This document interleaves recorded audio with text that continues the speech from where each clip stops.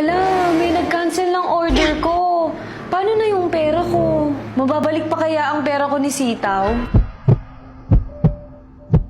Hep, hep, hep! Bago ka magpanik, alam mo na ba kung ano ang sitaw? Hindi yan. Ito. Dito sa Sitaw, pwede ka magkaroon ng passive income kahit nasa bahay ka lang. Sobrang dali lang kumita dito dahil hindi mo na kailangan ng products on hand. Hindi mo na kailangan ng marketing. At hindi mo na din iintindihin ang pag-ship ng mga items. Dahil sino pa ba ang bahala dito? Kundi si Sitaw lang naman. Ang tanong, nakapag-register ka na ba? Be a seller and apply now. At kung hindi pa, mag-download ka na ng Sitaw app or i-visit ang sitaw.com. Kung hindi ka pa seller dito sa Sitaw, pwede mong i-check ang video ko. Eto yun, no?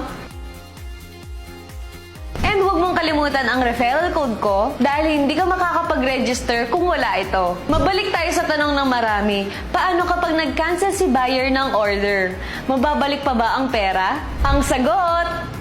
Yes na yes! Huwag ka mag-alala kung mag-cancel ng order si buyer dahil babalik lang ito sa available wallet mo at pwede mo nang gamitin ito sa mga ibang orders. Kung napapansin nyo, meron na akong 55,000 sa freezing money ko at malapit na siyang mapunta sa available wallet ko. Ang gagawin ko lang dito ay paiikutin ko lang ulit. Pasok ako ng 53,000 at mag-generate ito ng passive income ng 7%. Computin natin, guys.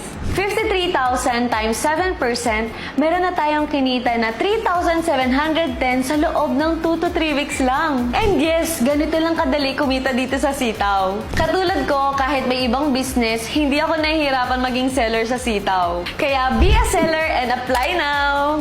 Kaya i-download nyo na ang Sitaw app or i-visit nyo ang sitaw.com. Oops! Huwag nyong kakalimutan ng referral code ko.